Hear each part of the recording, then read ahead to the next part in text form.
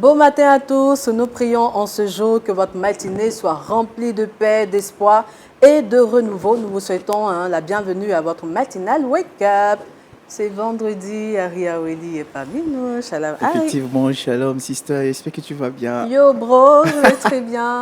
Oui, moi également, je vais très bien par la grâce de Dieu. D'accord, c'est un style. Hein. Cinéma, exactement. Bien. Yeah, on adore trop. Shalom, Mati. Shalom, Nami. Oh, belle tenue, ma chérie. Ça, c'est une tenue qui me fait penser à la boutique Nugo. Hein? Exactement, tu as trouvé. Ah oui, attention. Hein? Mais pourquoi? Et la mienne? Ça viendra le lundi peut-être, ou le mardi. En tout cas, tu as une très belle tenue. Puis merci à la boutique Nugo qui t'a bien ce jour. Oui, merci beaucoup à Nugo. C'est super. Et on dit merci à Nami aussi. Et merci à Nami. Non, je plaisante. Et ce matin, nous recevons dans la rubrique à l'affiche le pasteur Olivier Nyambé. Il nous vient de Campus pour Christ. Shalom, shalom, pasteur. Le micro, on va prendre le micro. Shalom, madame. Shalom, pasteur, vous allez bien? Oh, très bien. C'est super. Qu'est-ce que ça vous fait d'être à Wake Up? Oh, c'est un plaisir, c'est la première fois. Mais je suis content de partager ce place avec vous. Oh, le pasteur est content. Nous également, on est content de vous avoir. Merci bien.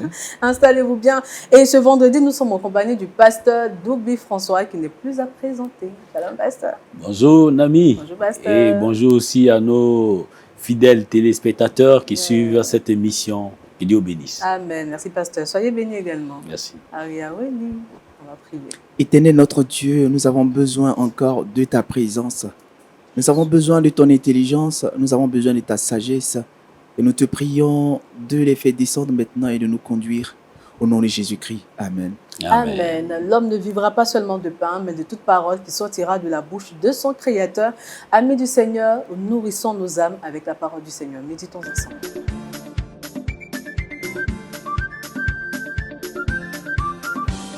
Pasteur, la puissance de l'intercession dans l'épreuve. Merci, Nami. Je vous en prie, pasteur. Notre méditation d'aujourd'hui est tirée du passage de Actes chapitre 12, verset 1 au verset 7. Lisons donc les Saintes Écritures. Vers le même temps, le roi Hérode se mit à maltraiter quelques membres de l'Église et il fit mourir par l'épée Jacques, frère de Jean. Voyant que cela était agréable aux Juifs, il fit encore arrêter Pierre, c'était pendant les jours des pains sans levain. Après l'avoir saisi et jeté en prison, il le mit sous la garde de 4 escouades de 4 soldats chacun, avec l'intention de le faire comparaître devant le peuple après la Pâque. Pierre donc était gardé dans la prison et l'Église ne cessait d'adresser pour lui des prières à Dieu. La nuit qui précéda le jour où Hérode allait le faire comparaître, Pierre, lié de 2 chaînes, dormait en 2 soldats et des sentinelles devant la porte gardaient la prison. Et enfin le verset 7. Et voici un ange du Seigneur survint. Une lumière brilla dans la prison. L'ange réveilla Pierre en le frappant au côté en disant « Lève-toi promptement ». Les chaînes tombèrent de ses mains. Alléluia. Amen. Le thème que je propose à ce passage, c'est la puissance de l'intercession dans l'épreuve. Alors, quel est le contexte de ce texte que nous venons de lire?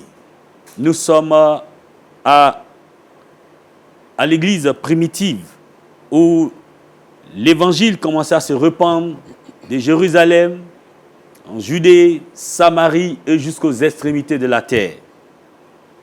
Dans cette vie de réveil de l'église, nous allons assister à une persécution de l'église par le roi Hérode, qui est appelé Agrippa I. Hérode Agrippa I va décider d'être l'instrument de l'ennemi du diable pour faire du mal au corps de Christ. La Bible dit qu'il se mit à maltraiter quelques membres de l'Église. Il a décidé de maltraiter. Donc, souvent, l'ennemi se lève, ayant pour objectif de maltraiter des frères, de les rendre malades, attaquer leurs biens. C'est son œuvre, selon ce que Jésus a dit dans Jean chapitre 10, verset 10. Il vient pour tuer, égorger. C'est son travail qui est là.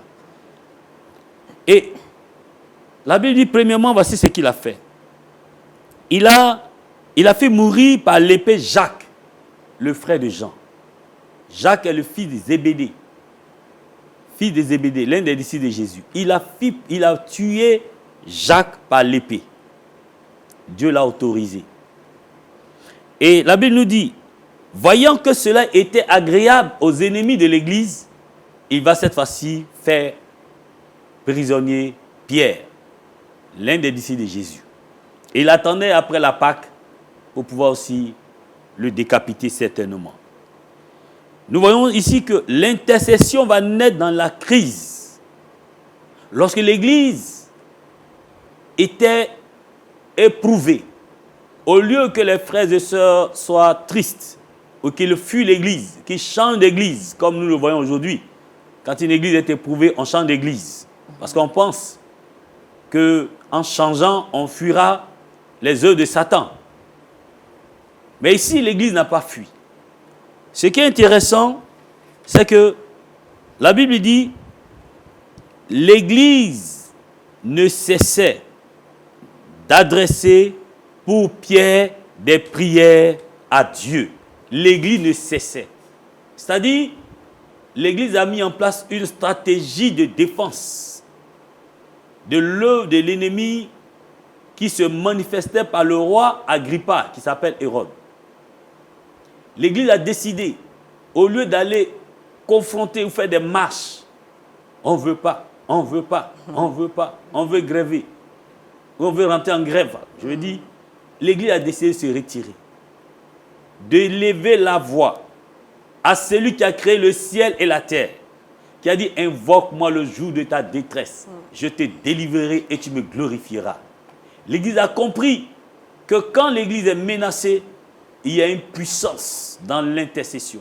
C'est-à-dire la prière régulière. On se retrouve, on prie, on demande à Dieu d'intervenir par rapport à une situation que nous ne maîtrisons pas.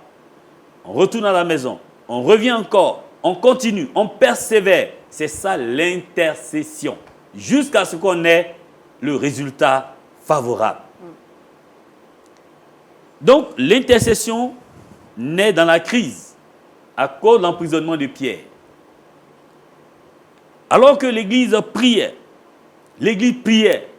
Dieu va se lever. Alléluia. Ce n'est pas parce que le Seigneur ne voit pas ce qui se passe, mais il aime la prière de ses enfants. Il veut voir l'engouement, il veut voir le zèle. Et quand tu vois combien de fois le peuple est debout pour voir son miracle, alors il opère. Donc l'intercession persévérante attire l'intervention divine. L'intercession attire l'intervention divine. Nous le voyons ici, au verset 7 et 8. La Bible dit, et voici un ange du Seigneur survint et une lumière brilla dans la prison. Pendant que les frères et sœurs intercèdent, Dieu fait son apparition dans la prison où se trouvait Pierre. Et une lumière jaillit dans la prison. Et un ange apparaît. Un serviteur de Dieu, parce que les anges sont au service de Dieu. Dieu envoie ses anges pour nous délivrer. Il agit encore aujourd'hui. Nous sommes dans le Nouveau Testament. Dieu envoie son ange. Et la Bible dit, l'ange réveilla Pierre en le frappant du côté en disant, lève-toi promptement. Les chaînes tombèrent de ses mains. C'est-à-dire, les chaînes qui ne peuvent pas te briser par des marteaux. L'ange te dit, lève-toi et puis tes chaînes sont brisées. Ce qui est impossible, naturellement, devient possible dans le surnaturel quand Dieu rentre en combat en ta faveur. Oh bien-aimé, voyez combien de fois l'intercession débloque des choses bloquées. Arrêtons de pleurnicher, de courir par-ci par-là. Cher frère, je t'encourage, mets-toi à genoux, intercède par rapport à la situation qui te coupe le sommeil, qui te coupe l'appétit. Commence à intercéder. Mets-toi avec un frère, une sœur qui partage le même fardeau avec toi et commencez à prier. Ne vous arrêtez pas tant que vous n'avez pas le résultat final. La Bible dit que Dieu a opéré, il a libéré Pierre. Pierre lui-même, il pensait que c'était un songe. C'est-à-dire quand Dieu intervient dans ta vie, tu as l'impression que c'est un rêve. Mais Dieu est souverain. Alléluia. Et là, quand il a été libéré, il rentre à la maison de là où les frères avaient l'habitude de tenir des réunions de prière. l'intercession va agir même au-delà de la foi des frères et sœurs. Donc l'intercession agit au-delà de notre foi. La Bible dit, quand Pierre est venu, dans la maison où se trouvaient les disciples habituellement, il frappe à la porte. Et la Bible dit au verset 13, quand il a frappé à la porte, une servante nommée Rhode s'approcha pour écouter. Et puis elle entend, c'est moi Pierre, ouvre la porte, c'est moi Pierre. Elle revient en train de voir, pendant que les frères prient, oh Seigneur agis, Seigneur délivre, Seigneur manifeste ta gloire, ta puissance. Elle me dit, le Seigneur pour lequel vous priez là, Dieu a exaucé, j'entends la voix de Pierre. Alors quitte là-bas. Vous voyez, quitte là-bas, tu as bu l'alcool ou quoi. Et voici ce qu'ils vont dire. Et il dit, c'est son ange. C'est son ange. Ça, c'est un sujet sur lequel nous allons prochainement prêcher. C'est son ange. Donc, ici, là, ce n'est pas Pierre, mais c'est son ange qui parle comme lui. Or, c'était Pierre. Bien aimé, quand le Seigneur intervient dans ta situation, il t'étonne, il agit au-delà de ce que tu penses. Pendant que tu es en train de prier, Seigneur, j'ai besoin de 100 000, j'ai besoin de 100 000. On dit non, on t'a fait un virement de 10 millions. Amen. Tu dis non, c'est faux. Mais pourquoi tu limites la puissance de Dieu? Pourquoi tu limites la main de Dieu? Tu es en train de prier, Seigneur, je ne veux pas que ce frère meure. On dit le frère est ressuscité. Tu dis, oh, c'est vrai, mais c'est faux. Mais c'est vrai. Le Seigneur peut le faire au-delà de ce que nous pensons. La puissance de l'intercession dans l'épreuve. Chers frères, Église du Seigneur, réveillons-nous. Mettons-nous à intercéder. Parce que l'ennemi travaille. Il ne s'arrête pas. Il bouge par-ci, par-là. Souvenez-vous le jour que Dieu l'a interpellé, quand les fils de Dieu sont venus dans sa présence et l'ennemi était là. Il agit. Il agit. Réveillons-nous, intercédons, prions et nous remporterons de grandes victoires sur la maladie, sur les épreuves financières, sur les épreuves de mariage et de l'enfantement. Dieu t'exaucera. Soyez bénis au nom de Jésus. Amen. Amen. Merci beaucoup, pasteur, pour ce bel enseignement. Pasteur, en application à notre vie, à notre foi chrétienne, comment arriver à garder, à conserver cette attitude d'intercesseur en dépit des épreuves, en dépit de la souffrance? Parce que très souvent, quand on est confronté à certaines difficultés, tout de suite, on n'a plus cet amour-là de pouvoir non seulement aller à l'église, de pouvoir ouvrir sa Bible, de pouvoir prier. Et même quand des frères et sœurs viennent nous donner des paroles de réconfort, tout ça, on se dit, bon, le Seigneur, il m'a oublié, tout. Mais comment arriver à garder cette flamme de la prière, de l'intercession en nous? Tsunami, en fait, il faut savoir que l'objectif de l'ennemi en attaquant la foi d'un enfant de Dieu, c'est d'éteindre en toi toute motivation qui peut t'amener à te lever dans la prière. Donc, il attaque ta foi. Il pose une action qui te blesse et qui te donne d'abandonner la Bible. Ce qui donne la solution à ton sujet de prière. Il te coupe de tout ce qui peut te relever. Tu n'as plus envie de prier, n'as plus envie de lire la Bible, n'as pas envie d'aller à l'église. C'est fini, tu es vaincu et tu es mort. C'est son objectif qu'il voulait. Et il atteint. Allez, il célèbre sa fête au ciel. Mais quand un enfant de Dieu est conscient que l'ennemi veut te ramener, il veut t'amener dans sa prison, tu ne vas jamais accepter ça. Quand tu reçois des coups, c'est là que tu te lèves, comme les boxeurs souvent sur les rings. Tu lui donnes un coup, il se lève. Tu lui donnes deux, il se lève. Trois, il se lève. Et puis maintenant, il est vainqueur sur le ring. Donc c'est ce qu'un enfant de Dieu doit faire. C'est la prise de conscience que ce monde est un monde de combat. Et que Dieu m'a suscité. Je suis né pour servir Dieu jusqu'à la fin. Donc s'il y a des épreuves, je cherche la solution dans l'intercession, dans la prière. Donc c'est ça. C'est cette conscience du combat spirituel qui veut t'amener à ne pas baisser les bras. Amen. Merci, pasteur. Pasteur, réaction aux questions, on va prendre le micro, voilà. Oui, je crois que le pasteur a si bien répondu à la question. Comme il a dit, l'objectif de l'ennemi, c'est de t'affaiblir. Il sait que l'âme que tu as, c'est une âme qui est redoutable. Et comme il sait ça, il fera tout ce qu'il peut pour te ramener réellement en arrière. Mais comme il a dit, il faut être fort mentalement. Surtout l'enfant doit avoir réellement un mental d'acier. Quand les problèmes vont venir, quand les vagues de la vie vont s'élever, il ne faut pas baisser les bras. Sache que tu as une âme puissante qui est la prière. Et avec la prière, on peut tout débloquer. On peut changer l'atmosphère. On peut changer la situation. Et il ne faut pas se laisser faire. Tiens-toi debout parce que tu es un héros. Amen. Tu es un héros. On a aimé, pasteur. Tu es un héros.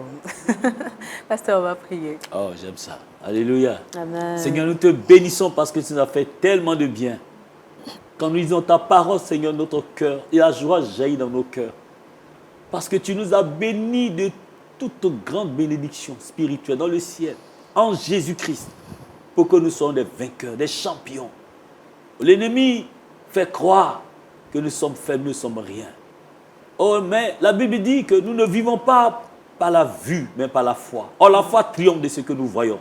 Je prie que ma soeur et mon frère qui est là, qui est éprouvé, qui est sur le point d'abandonner, résiste, revienne à la foi, revienne à la parole de Dieu, dans la prière régulière, l'intercession, afin que, Père, la victoire soit totale. Relève ma soeur, relève mon frère dans ce combat. Au nom de Jésus, j'ai prié. Amen. Amen. Merci beaucoup, pasteur. Avec Aria Willy, nous faisons un tour dans le paysage cinématographique chrétien à travers Culture Actu.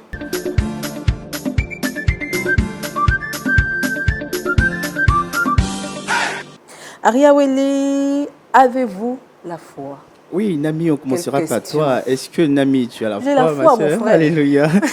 Et puis, ce qui est assez intéressant avec la foi, c'est que tout de suite, on peut répondre aussi facilement que nous avons la foi, mais quand nous sommes devant l'évidence, on réalise qu'il y a encore vraiment du travail à faire. Ça a été l'exemple de l'un des pasteurs dont il est question dans ce film. Et donc, il faut déjà savoir que Avez-vous la foi est un film réalisé par le pasteur John Gunn et un film chrétien qui retrace l'histoire du pasteur Ted McGinley qui, après avoir rencontré un prédicateur de rue, décide de mettre sa foi en action et donc il décide de sortir de la léthargie, j'allais dire de la mort spirituelle. Il faut dire également que ce geste va aussi provoquer une réaction en chaîne impactant la vie de près de 12 personnes au destin croisé, donc 12 personnes qui avaient vraiment le même destin, confrontées à la même question, celle de la recherche de la foi. Il faut dire que c'est un film qui parle principalement de foi et des moyens de pouvoir l'activer.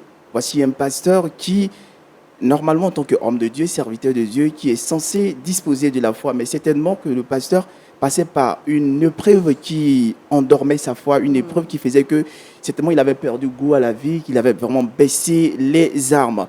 Et donc, ayant rencontré ce prédicateur de rue, tout feu, tout flamme, ça va naturellement l'impacter. Il va dire, tiens, il y a encore des gens qui tiennent encore debout, il y a encore des gens qui sont encore réveillés dans cette vie, et si je faisais comme lui?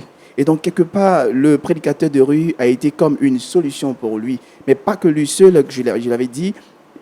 En dehors du pasteur, il y a aussi 12 personnes qui ont été impactées. Et c'est sûr que après ces 12 personnes-là, ce sera peut-être des églises qui vont être impactées. Mais la suite, vous l'aurez en regardant naturellement ce film. Mais je vais vous laisser vous imprégner de ce film à travers la bande-annonce.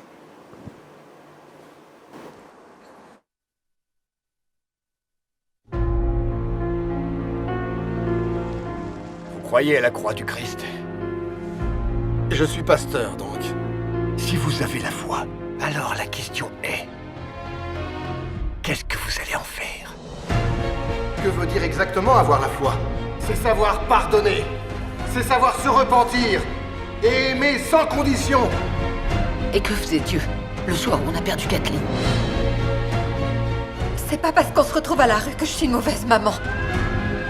D'après ce que je vois, qu'on la sauve ou pas, elle s'en fiche.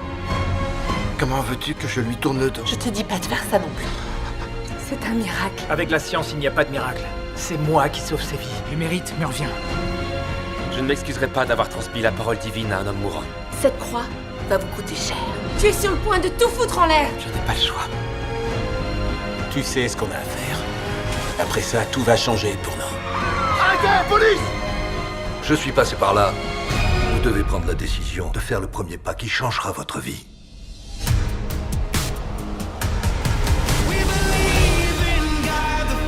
Un jour, on m'a demandé si on faisait... Très beau film, croyez-moi. Et si on s'en tient à l'une des paroles que disait l'un des acteurs principaux de ce film, il dit, tu es pasteur, et si tu es pasteur, qu'est-ce que tu as à fuir? Sinon, pourquoi est-ce que tu fuis? Donc certainement, ce pasteur n'avait plus vraiment le courage de continuer la bataille. Alors, comme je l'ai dit, c'est un film qui donne une vue panoramique des différents domaines dans lesquels on peut utiliser la foi. Donc, on l'a vu, la foi utilisée à l'église, dans la communauté chrétienne, la foi utilisée au foyer, sinon dans la famille, la foi utilisée également dans le milieu professionnel. On le sait tous. La foi, c'est pas que à la maison, c'est pas que au travail, c'est pas que à l'église, mais c'est dans tous les environnements où le Seigneur pourra nous envoyer. Donc, avez-vous la foi, chers amis? Cherchez à voir ce film. Avez-vous la foi? Belle question qui nous est posée à nous. Bon, en tout cas, j'ai la foi et puis j'imagine les téléspectateurs de Lumière du Monde Télévision également en train de répondre à cette question. Mais bon, pour avoir plus de réponses, il faut chercher à voir ce film. Et ce film, on peut le retrouver déjà on peut retrouver sur Netflix avec... Je connais déjà le film. Vous connaissez le générique? Je t'assure, le générique de fin. Merci beaucoup, Aria Willy. En tout cas, un film qui apportera un plus à notre foi. Et puis, on ira tous le regarder. C'est ça. Pasteur, réaction? Oui, c'est un bon film. Hein? Quand on le regarde, la question est pertinente. Avez-vous la foi? Et je crois que c'est l'une des questions aujourd'hui qu'on devrait poser à plusieurs personnes et à l'ensemble du corps de Christ. Parce que quand je me réfère aux Écritures, c'est l'une des questions fondamentales que Christ a posées avant de partir.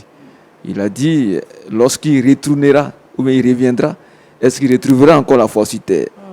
Donc je crois que ce film est interpellateur pour nous aider à nous examiner, à nous revoir et à nous repositionner à nouveau. Parce que sans la foi, nul ne peut plaire à Dieu. Yes. Merci beaucoup, Pasteur. Pasteur.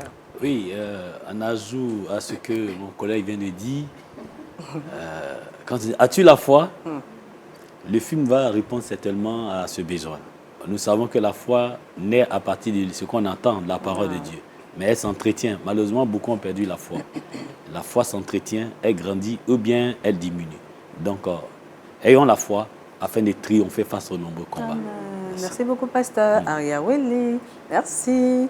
Amis téléspectateurs, ce matin, nous allons tous faire silence parce que là où je vous conduis, c'est la concentration totale. Aujourd'hui, nous plongeons dans l'univers exigeant de l'examen national de dessin en Chine, un concours qui accueille des centaines de milliers d'étudiants.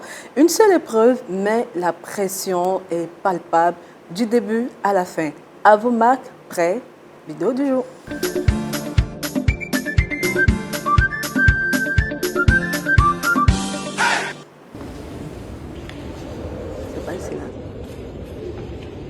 Chaque année, dans plusieurs provinces de Chine, des milliers d'étudiants se réunissent dans d'immenses halls pour passer l'examen national de dessin.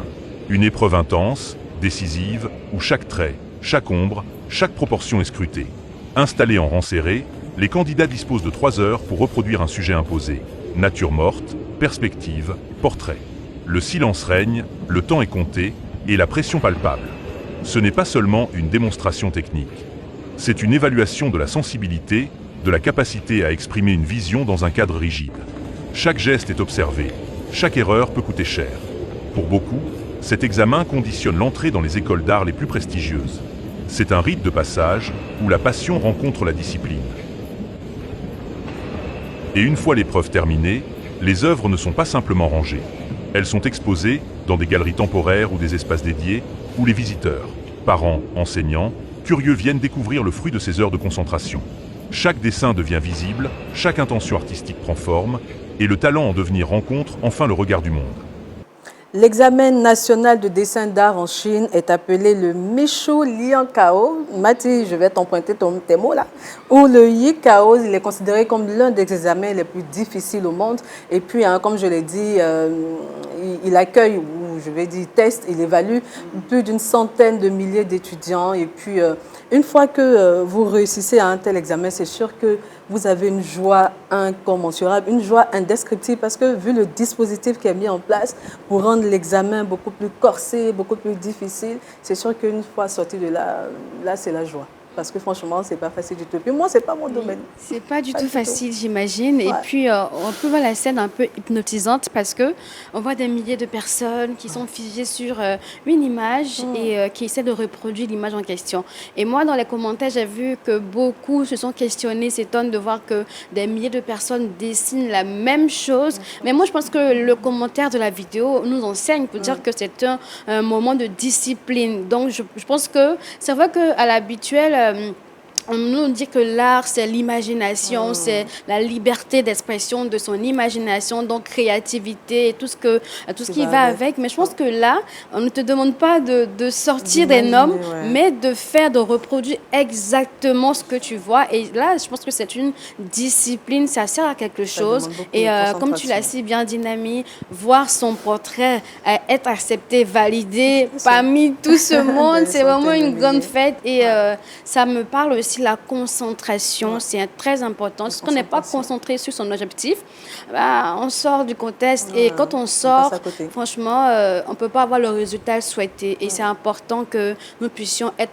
disciplinés et très concentrés. Restons très concentrés, pour ma part. Restons concentrés. Oui, effectivement. Pour dire que c'est très inspirant déjà ce qu'on voit. Le conditionnement lui-même parle lui-même. Parce que déjà, il faut dire que l'atmosphère dans laquelle les étudiants sont amène déjà à se surpasser. Parce que les personnes qui sont retrouvées là naturellement sont des personnes qui déjà savent dessiner. Mais quand tu réalises qu'à côté de toi se trouvent encore d'autres personnes qui savent encore dessiner, ça te met de la pression. Et puis déjà même la pression qui est créée dans le fait de pouvoir reproduire textuellement ce qui a été déjà établi, ça ne fait que faire monter l'adrénaline. Et il faut dire que c'est vraiment quelque chose d'intéressant. Pourquoi? Parce que quand on se focalise sur la pression, c'est vrai que déjà on se dit que bon, la pression va venir nous déstabiliser, mais en réalité, la pression quelque part, elle est vraiment motivatrice.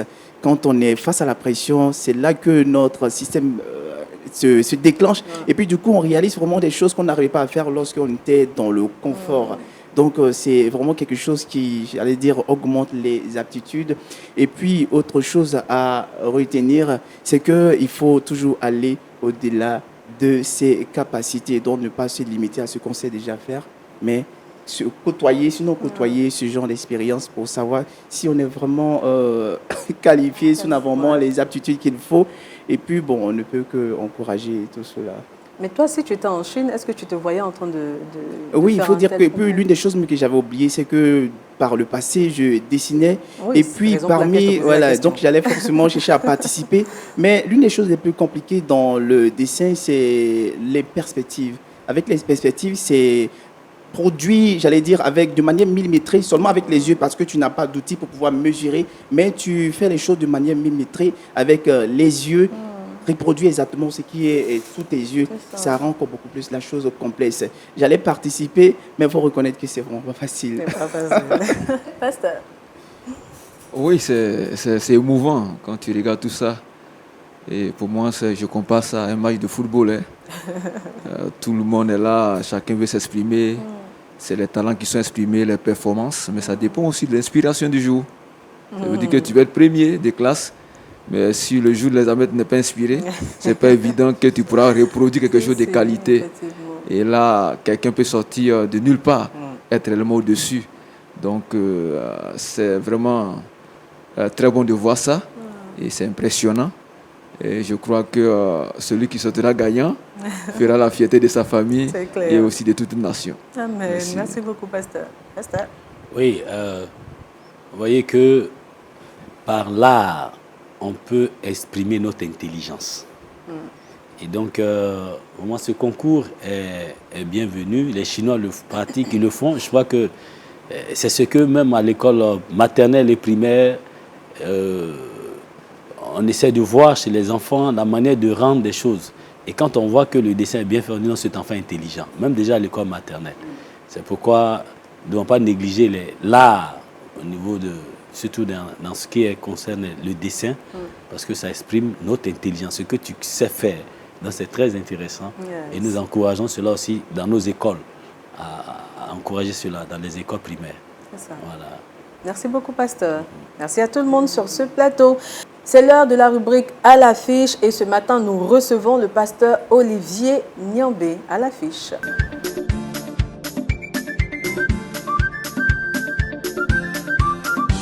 Pasteur, vous nous venez de Campus pour Christ, Côte d'Ivoire. C'est exact. Vous êtes là pour nous présenter votre structure. Oui, comme tu l'as bien souligné, c'est bien Campus pour Christ. Et cette organisation est née aux États-Unis en 1951 précisément, sur l'université de Los Angeles. Et les initiateurs étaient le couple Bill Bright et sa femme Vonette. Ils ont reçu la vision de la part du Seigneur, ils ont commencé sur un campus. Et après cela est devenu Campus pour Christ International. Et aujourd'hui, à l'heure où je vous parle, Campus pour Christ existe dans plus de 204 pays dans le monde entier. Et chaque pays a son siège national et aussi ses missionnaires en son sein. Et notre rôle en tant qu'organisation chrétienne, c'est que nous voulons aider le corps de Christ à faire l'évangélisation et le discipulat. Nous avons une mission, il faut gagner les gens, il faut les bâtir, il faut les édifier, mais aussi il faut aussi les envoyer. Nous avons aussi une vision, il faut bâtir réellement des mouvements spirituels partout, afin que chacun connaisse quelqu'un qui suit réellement Jésus-Christ. On a aussi des valeurs sur lesquelles on s'appuie pour faire le travail, telles que la foi, la croissance et la productivité. Voilà.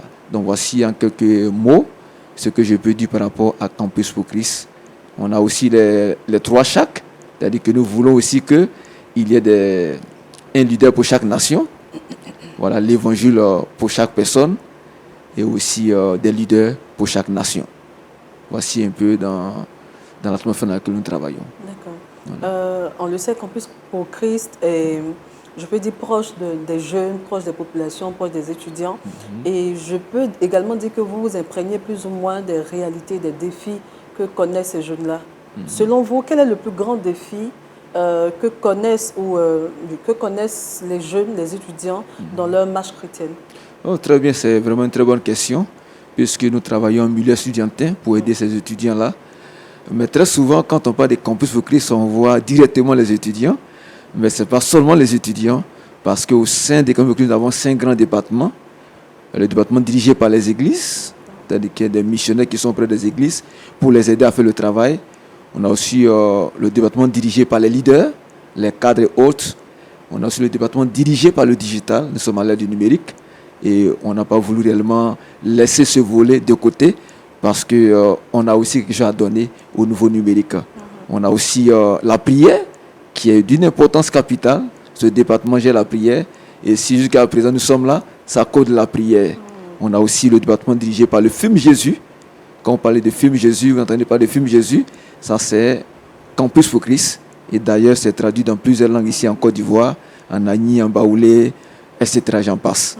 Donc ce n'est pas seulement les étudiants, mais ça concerne réellement toutes ces personnes-là que nous sommes en train d'aider au niveau du corps de Christ. Alors parlons maintenant des étudiants. Pour revenir à la question, comme je l'ai dit, c'est une question qui est pertinente. Et nous qui sommes au foule au moulin et qui sommes sur le terrain, qui vivons les réalités avec les étudiants, l'une des choses c'est que souvent les étudiants font face à des défis énormes, défis de temps, ça c'est l'un des défis. Il y a aussi des défis financiers. Et nous en tant que missionnaires, quand on est près de ces étudiants, le tout ce n'est pas seulement parler de Jésus vous aime. Vous voyez, Jésus est bon.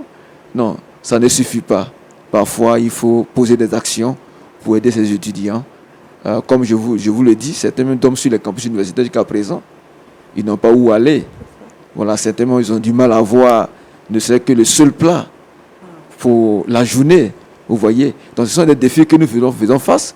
Et nous, en tant que missionnaires, parfois, nous sommes appelés à mettre la main à la poche pour soutenir. Peut-être un exemple palpable, un témoignage d'une étudiante que j'avais croisée en 2023. Le jour que je croisais l'étudiante, elle était sur le point d'aller se suicider. Et je lui ai présenté l'évangile sur le campus universitaire de Félix Bouboigny. Et l'étudiant a prié à accepter Jésus.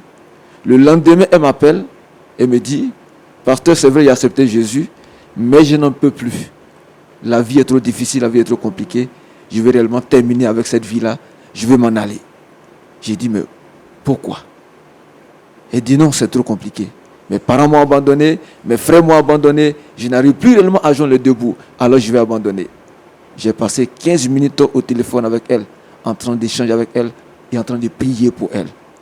Et quand j'ai fini d'échanger et que j'ai prié pour elle, et que nous avons raccroché, 2 minutes après, elle m'a rappelé. Elle m'a dit, pasteur, je renonce à mon mot d'ordre de suicide. C'était une grande joie. Et aujourd'hui, alors je vous parle, cette étudiante-là, elle en maîtrise au département de psychologie. Imaginez-vous un instant, s'il n'y a pas eu un homme de Dieu qui est passé là ce jour-là, peut-être on allait perdre une pelle, une crème de la société. Mais aujourd'hui, elle est encore vivante et elle se débrouille. On continue encore de l'aider, de la soutenir comme on peut. Ça veut dire que le travail que nous faisons, c'est vraiment coriace, c'est vraiment difficile, mais avec l'aide de Dieu, on arrive à faire ce qu'on peut faire. Merci bien. D'accord, pasteur. Le 18 avril dernier, Campus pour Christ a célébré ses 50 ans d'existence sur le territoire ivoirien. Comment s'est déroulée cette célébration? Oui, dans l'ensemble, l'événement s'est très bien passé.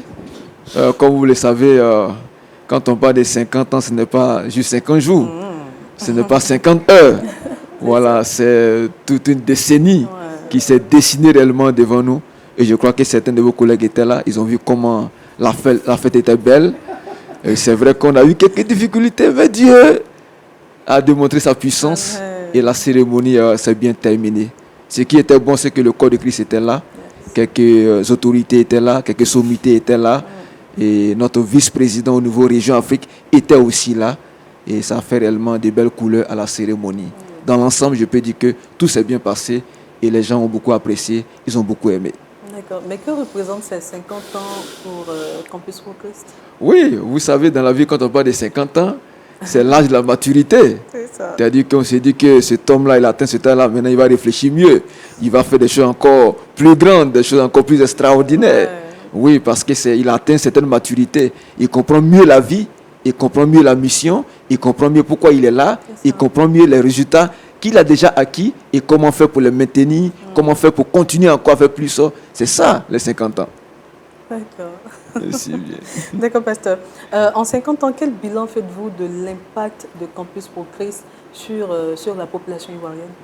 Oui, le bilan est énorme. Peut-être que je n'ai pas les chiffres, tous les chiffres sur moi ici pour lire ça devant la télévision de LMTV, mais je crois que ceux qui étaient là, on a vu un bilan qu'un de nos collègues a eu à faire des recherches là-dessus, de 2015 en 2025. Et on a vu que Campus Christ a aidé à implanter plus de 1000 églises en Côte d'Ivoire. Plus de 1000 églises en Côte d'Ivoire. Pour dire que depuis 1975, où c'est arrivé en Côte d'Ivoire, il y a eu réellement un travail énorme qui a été effectué. Et les églises ont été implantées, des pasteurs sont nés du ministère des Campus pour Christ, des missionnaires sont sortis du ministère des Campus pour Christ, et des étudiants, aujourd'hui certains qui travaillent, soit dans le gouvernement ou bien dans des organisations, ou soit dans des boîtes vraiment très renommées dans le monde entier, sont sortis également des entrailles des Campus pour Christ, pour dire que le travail que nous avons fait, c'est un travail énorme. On peut dire peut-être c'est peu, mais avec Dieu, rien n'est peu. Le peu qu'on a sémé va continuer à croître, va continuer à grandir. Et je crois que pour les 50 ans encore à venir, on pourra encore vous présenter quelque chose encore de plus costaud. Amen. Parce qu'on croit que tant que Jésus n'est pas encore revenu, le travail continue et il fera encore. Amen. Rapidement, qui sont les initiateurs de Campus pour Christ Côte d'Ivoire? Je parlerai en premier lieu, quand on parle d'initiateurs, il y a toujours ceux qui ont débuté et ceux qui sont là maintenant. Donc, si on précipite un peu la question, ça m'aiderait aussi. Ceux qui ont débuté. Ceux qui ont débuté. Bon, au début, ça a commencé avec... Pasteur Eul, c'est ça? Oui, pasteur Eul, qui était un pasteur étranger. Voilà, ça a commencé avec les Canadiens, ensuite les Américains, et après les Américains, c'est revenu maintenant aux locaux. Voilà. Donc, voici un peu comment ça a débuté. Oui, mais en 1975, quand ça arrivait, c'était dirigé par les étrangers, dirigé par les missionnaires étrangers. Voilà. Pasteur Eul et son épouse, c'est ça? Oui. Selma? Oui, c'est ça. Okay. Ça. Je pense qu'on devrait m'embaucher. Non, c'est juste pour rire. Comment peut-on soutenir ou intégrer Campus pour Christ? Oui, c'est une question formidable que souvent les gens nous posent. Et je dis souvent aux gens qu'il n'y a rien à payer. Tout ce que tu as besoin, c'est la foi. Voilà, tu viens à la foi. Est-ce que tu crois en Jésus? Est-ce que tu crois que Dieu t'a appelé réellement à faire la mission? Voilà, donc si tu crois en Jésus et que tu es réellement chrétienne, alors la porte réellement t'est ouverte. Tout ce dont tu as besoin comme formation, comme acquis, on peut réellement te donner ça pour que tu puisses réellement faire le travail pour lequel Dieu t'a appelé. Amen. Voilà. Je vois que vous avez des livres. Ce sont des livres que vous souhaitez présenter. Oui. Ça, là, ça c'est les livres que j'ai écrits. Ça, c'est le premier et ça, c'est le deuxième qui vient de sortir. D'accord. Le premier, c'est le leader serviteur. Serviteur, Voilà. le caractère du leader. Le caractère du leader. Ok. Voilà. Et c'est disponible à Campus pour Christ, À c'est ça? Campus pour Christ. Donc, si vous voulez en avoir, vous vous rendez au bureau national de Campus pour Christ et vous pouvez vous en procurer. Le prix, il est accessible à tout le monde? Oui, le plus accessible, c'est à 5 000 francs l'unité. Mais c'est bon. Voilà. Pour tout ce qu'il y a dedans. Pour tout ce qui est c'est bon. dedans, pour aider réellement les gens à se découvrir, mais aussi réellement à servir le Seigneur. C'est ça. Amen. Voilà. Merci beaucoup, Pasteur Merci Olivier Niambé. Niambé. J'y arrive. Pasteur, question, réaction? Oui, je bénis Dieu pour ce dépôt dans la vie de son serviteur. Et vraiment, c'est édifiant parce que Campus pour Christ, c'est là j'ai fait mes premiers pas. Alors, la stratégie d'évaluation, c'est à Campus pour Christ quand j'étais étudiant, élève encore à Daloa. Donc, Campus pour Christ reste toujours une référence, un repère pour nous.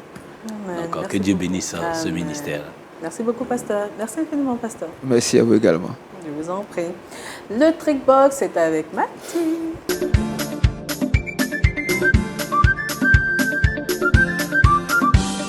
Technique pratique pour retirer une bague coincée. Oui. Ah, ma bague, elle est coincée. Merci Nami. Alors les Wekopiens, les Wekopiennes, que vous portiez une bague peut-être de mariage, une alliance ou une simple bague, ce matin je vous donne une astuce très simple qui pourra vous permettre de retirer votre bague. Je pense que souvent on a la bague coincée au doigt parce qu'on a pris du poids. Oui, et quand on sait que le nombre d'années de mariage, voilà, peuvent atteindre 50 et plus. Donc imaginez-vous que vous êtes marié depuis 50 ans et qu'en 50 ans, vous avez pris du poids, peut-être que forcément, votre alliance aura à vous serrer le doigt et parfois, ça peut vous conduire même à une infection. Souvent même en urgence à l'hôpital. Et ce matin, je viens pour vous aider concrètement comment retirer la bague si vous avez une bague coincée. Et puis nous les sisters aussi, on aime bien s'habiller, souvent accessoiriser notre tenue avec les bagues. Et parfois, juste parce qu'on aime le modèle, on ne prend pas la bague au bon modèle, c'est-à-dire à la bonne taille de notre doigt. Et souvent, on se retrouve avec des bagues qui sont coincées, qu'on ne peut plus retirer et le sang ne circule plus. Ce matin, comme je le disais, je vais vous inviter à regarder tout simplement cette astuce dans la vidéo ensemble.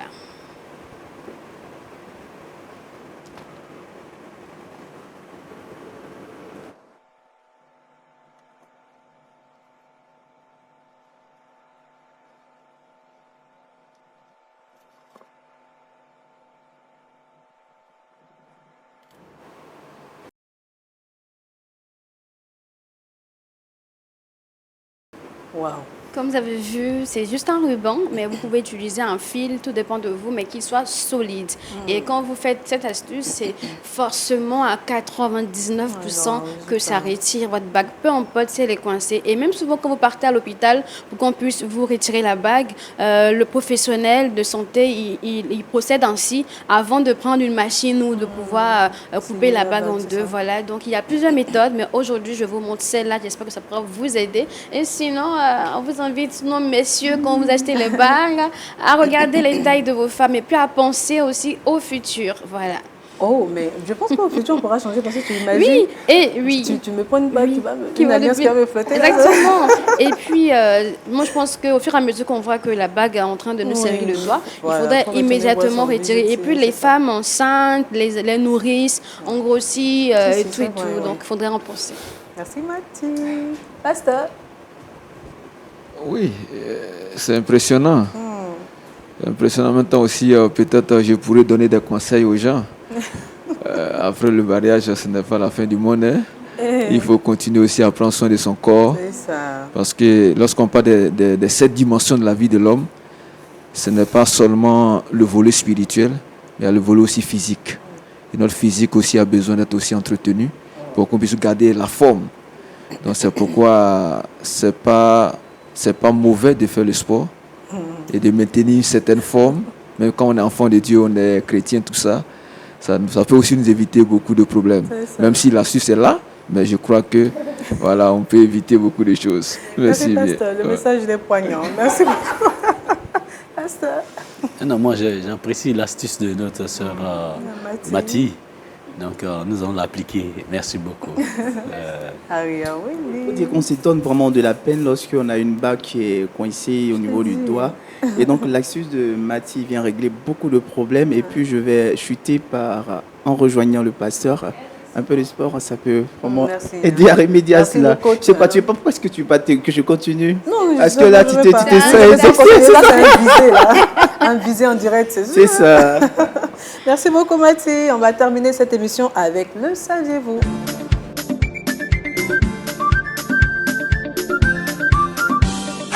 Aria Willy, ce matin, tu nous parles de l'effet golem. Oui, ce matin, nous parlons de l'effet golem, mais en plus de cela, il y aura un bonus. Je vais faire du 2 en 1 en vous parlant de cet effet et de son effet contraire. Il faut déjà savoir que l'effet golem, c'est un phénomène psychologique où les attentes négatives envers une personne peuvent diminuer ses performances, peut diminuer ses capacités en créant une sorte de prophétie auto-réalisatrice. Et il faut dire que plus concrètement, c'est le fait d'influencer négativement une personne au point de diminuer ses capacités.